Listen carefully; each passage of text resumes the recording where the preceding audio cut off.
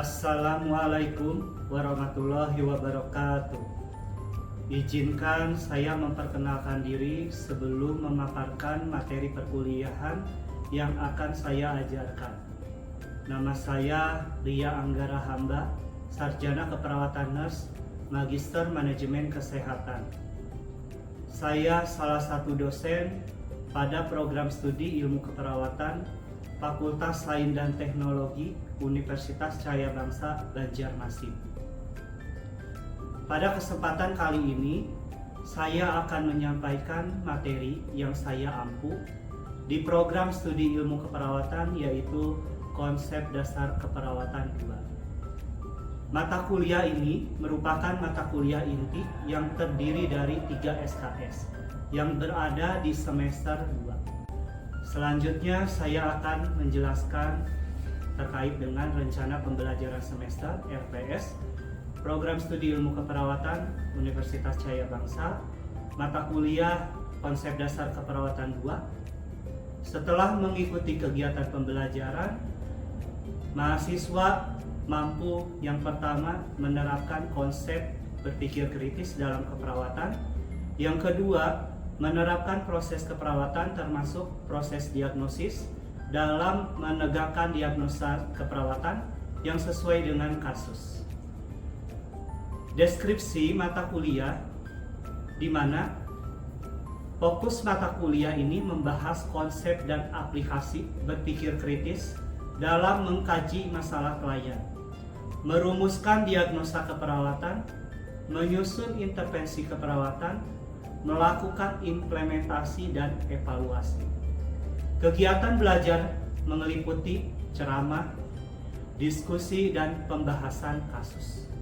Adapun beberapa bahan kajian yang ada pada konsep dasar keperawatan 2. Yang pertama, konsep berpikir kritis dalam keperawatan, proses keperawatan, proses diagnosis, konsep berpikir kritis. Yang keempat, pengambilan keputusan klinik. Pertemuan ke-1 menjelaskan rencana pembelajaran semester RPS dan kontrak perkuliahan. Capaian pembelajaran pertama, mampu menerapkan proses keperawatan termasuk proses diagnosis dalam menegakkan diagnosa keperawatan yang sesuai dengan kasus. Indikator yang pertama, konsep pengkajian keperawatan. Yang kedua, konsep diagnosa keperawatan. Yang ketiga, proses diagnosis. Yang keempat, konsep perencanaan keperawatan. Yang kelima, konsep implementasi keperawatan. Yang keenam, konsep evaluasi keperawatan. Capaian pembelajaran kedua, mampu menerapkan konsep berpikir kritis dalam keperawatan. Indikatornya, konsep berpikir kritis dalam keperawatan, pengambilan keputusan klinik, membuat asuhan keperawatan tentang kebutuhan dasar manusia. Metode pembelajaran pada mata ajar konsep dasar keperawatan 2 terdiri dari collaborative learning, case study, problem based learning, small group discussion. Sebagai referensi penunjang perkuliahan, saya menggunakan jurnal, artikel, dan buku terkait dengan konsep dasar keperawatan 2 sesuai dengan yang saya ajarkan. Sistem pembelajaran yang dapat menunjang proses pembelajaran saya yaitu e-learning. Karena perkuliahan ini saya menggunakan blended learning yang tertera pada RPS yang saya buat dengan sistem pembelajaran student centered learning. Itulah model delivery yang saya sampaikan pada proses pengajaran yang saya ampu. Aspek assessment ini digunakan untuk mengukur kemampuan mahasiswa secara objektif menerima materi pembelajaran. Indikator penilaian yang saya gunakan terdiri dari beberapa bagian, yaitu formatif dan sumatif. Adapun dari unsur sumatif, absensi atau kehadiran 90%. Etika dalam pembelajaran 100%. Adapun unsur formatif, penugasan 20%, praktikum atau presentasi 15%, UTS 30%, UAS 35%. Hasil asesmen yang saya lakukan diharapkan mahasiswa dapat mengetahui secara transparan dan objektif, serta dapat diakses dan dilihat di sistem akademik atau SIAKA, Universitas Cahaya Bangsa Banjarmasin. Sebagai penutup, itulah aspek asesmen yang saya terapkan dalam pembelajaran yang saya ampuh, terdiri dari aspek delivery, interaksi, dan asesmen. Selanjutnya, saya akan menampilkan video proses pembelajaran di kelas secara luring. Selamat menyaksikan. Assalamualaikum warahmatullahi wabarakatuh. Assalamualaikum warahmatullahi wabarakatuh. Waalaikumsalam warahmatullahi wabarakatuh. Apa kabarnya semuanya? Baik. Alhamdulillah. Baiklah, kita masuk ke materi selanjutnya, yaitu pertemuan yang ke-10. Sebelum kita masuk ke materi yang selanjutnya, saya ingin mengevaluasi dulu pertemuan yang sebelumnya, yaitu tentang konsep evaluasi.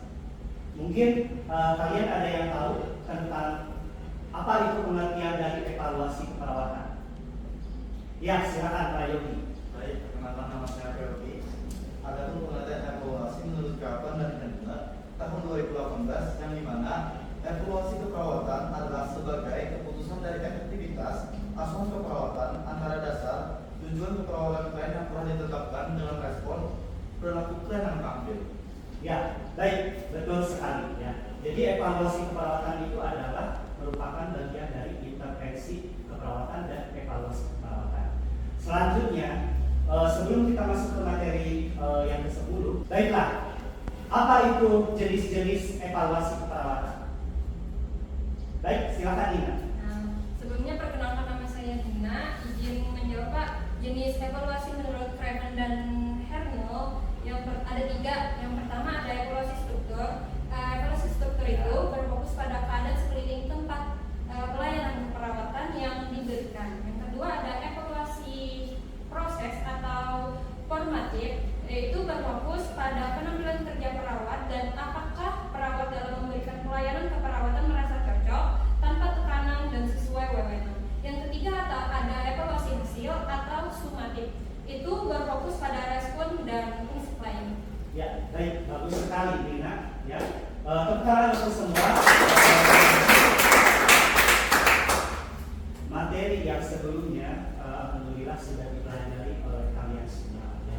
Baiklah, kita masuk ke materi selanjutnya, yaitu pertemuan ke-10 tentang konsep berpikir kritis dalam keperawatan.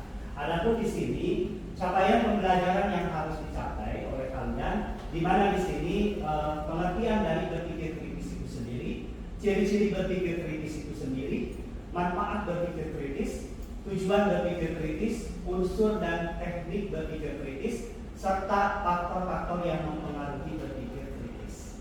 Sebelumnya kita masuk ke materi tentang konsep berpikir kritis.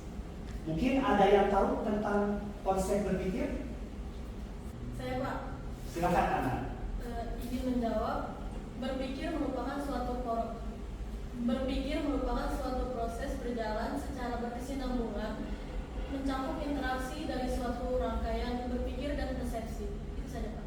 Betul sekali ya. Jadi betul yang dikatakan oleh Ana tentang konsep berpikir. Jadi kita harus berpikir dulu ya sebelum kita melakukan tindakan keperawatan itu sendiri. Baiklah, kita lanjut ke materi selanjutnya, yaitu tentang konsep berpikir kritis dalam keperawatan.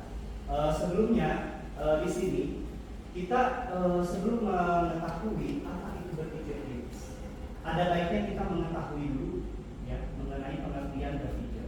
Berpikir itu adalah aktivitas yang sifatnya mencari ide atau gagasan dengan menggunakan berbagai ringkasan yang masuk akal. Ya. Jadi di sini berpikir juga merupakan suatu proses berjalan secara berkesinambungan, mencakup interaksi dari suatu rangkaian pikiran dan persepsi. Jadi apa yang dipikirkan oleh kita, apa yang dipersepsikan oleh kita, itu tentang berpikir. Selanjutnya kita mengetahui tentang berpikir kritis.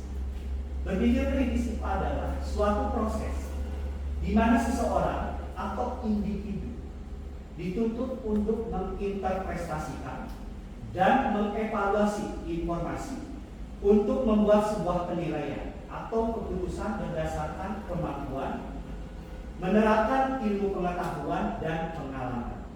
Menurut Perry dan Potter. Sedangkan kalau untuk menurut Halven dalam Ahmad, berpikir kritis itu adalah memberdayakan keterampilan atau strategi kognitif dalam menentukan tujuan untuk pemecahan masalah atau pencarian solusi. Nah, mungkin sudah sangat jelas tentang konsep berpikir kritis. Baiklah, kita lanjutkan.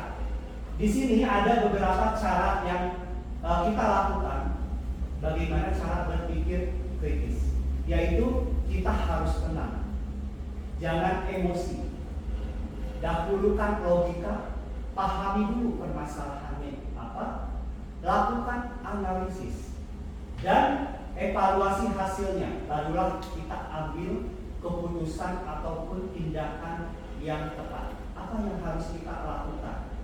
Contohnya, misalnya kita akan melakukan tindakan pemasangan infus pada anak. Jadi kita tetap harus tenang dalam melakukan tindakan pemasangan infus.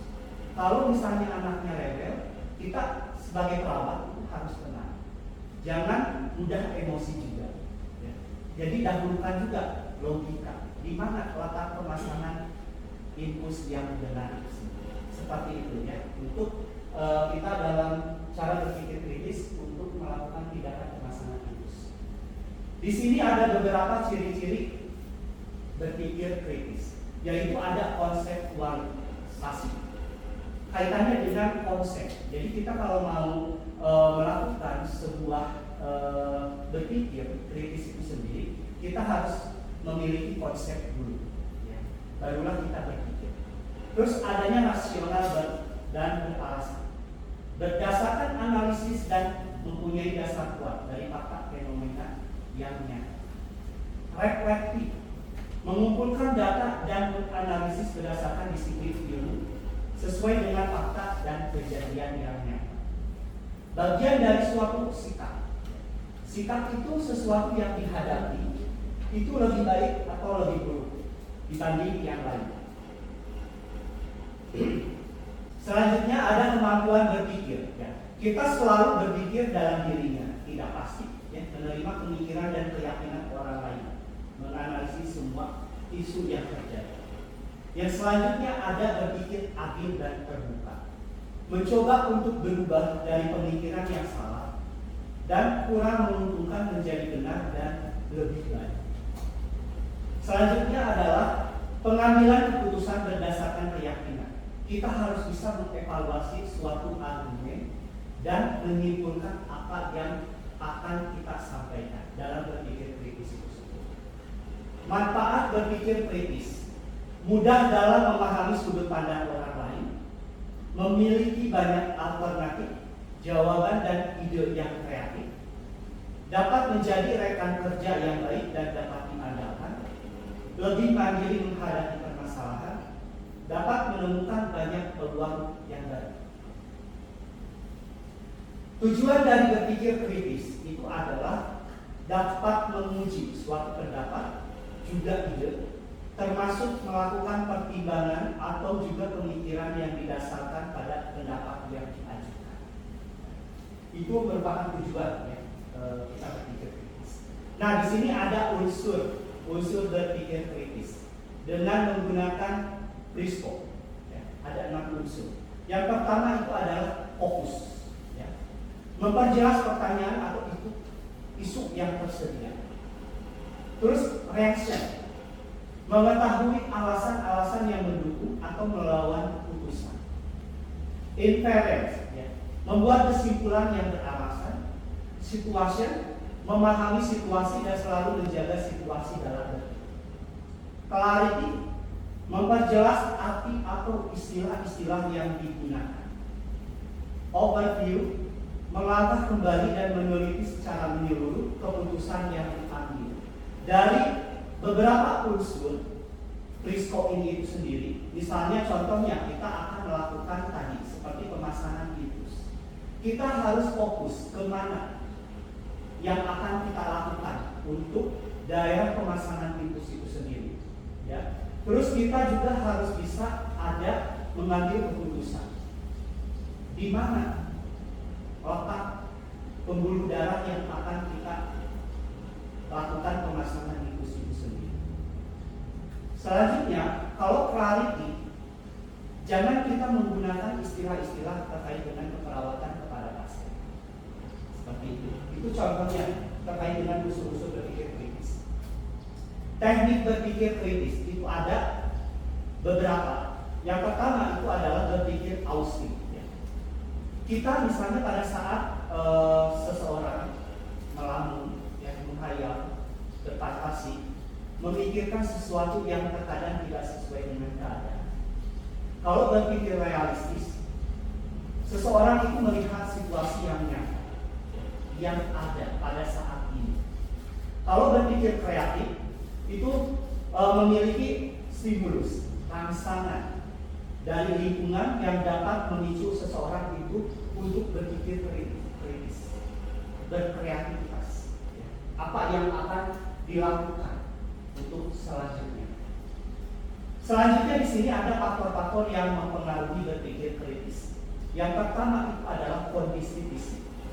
Tentu saja kondisi fisik, kalau misalnya kita kondisi sakit, tentu kita tidak bisa berpikir secara jernih.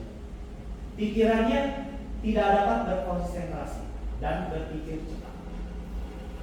Yang kedua, di sini ada keyakinan diri atau motivasi. Upaya untuk menimbulkan rangsangan, dorongan untuk melaksanakan sesuatu tujuan yang telah ditetapkan. Kecemasan. Kecemasan otomatis akan menurunkan kemampuan berpikir kritis seseorang.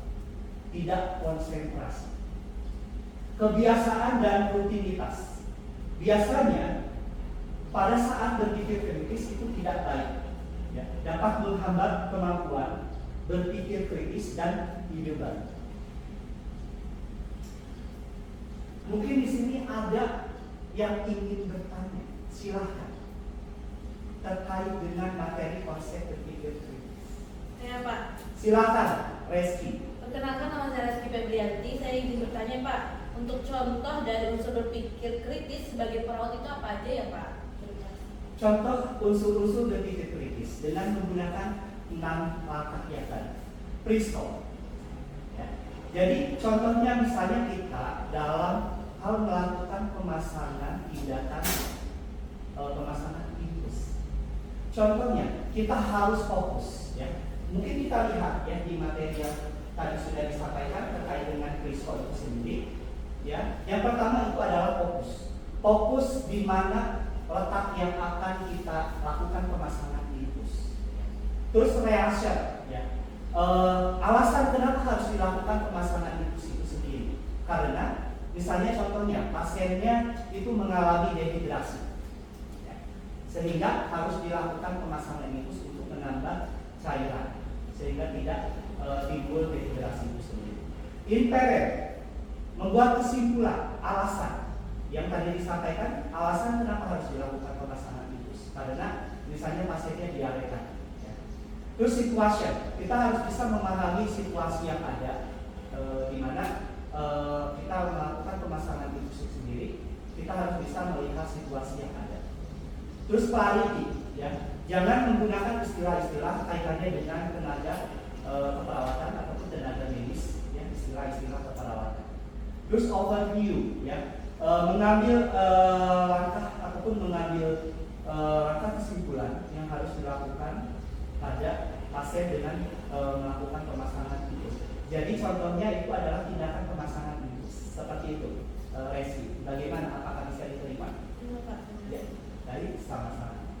Selanjutnya, apakah ada yang ingin bertanya lagi terkait dengan konsep berpikir kritis? Saya Pak. Silakan Abdi. Ini Pak, saya pengamatan Diador yang bertanya. Tadi sudah dijelaskan tentang cara berpikir kritis. Nah, tadi sudah dijelaskan tentang cara berpikir kritis itu harus tenang, kemudian jangan emosi.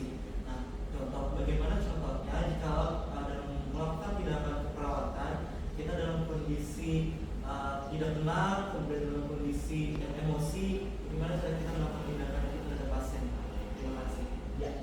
kasih Abi atas pertanyaannya, sangat bagus sekali. Baiklah, sebagai contoh dalam kita melakukan tindakan sebelum kita melakukan tindakan itu harus berpikir kritis. Jadi dalam artian kita misalnya menemukan sebuah pasien ya, ataupun pasien pada anak, kita harus tetap tenang dalam melakukan tindakan. Misalnya akan melakukan tindakan pemberian obat pada pasien ya, ataupun pada anak, kita harus tetap tenang ya, jangan mudah emosi juga ya. Jadi kita kalau misalnya dalam melakukan tindakan, meskipun keadaan pasien seperti apa, pasiennya cemas, menangis ya. Jadi kita kalau misalnya dalam melakukan tindakan, contohnya tindakan melakukan pemberian obat pada pasien atau pada anak, itu kita harus tenang, jangan emosi ya, dahulukan logika dulu ya, pahami permasalahan, lakukan analisis dan evaluasi hasilnya, barulah ambil keputusan ataupun tindakan. Misalnya tadi contohnya kaitannya dengan pemberian obat pada pasien ataupun pada anak ya.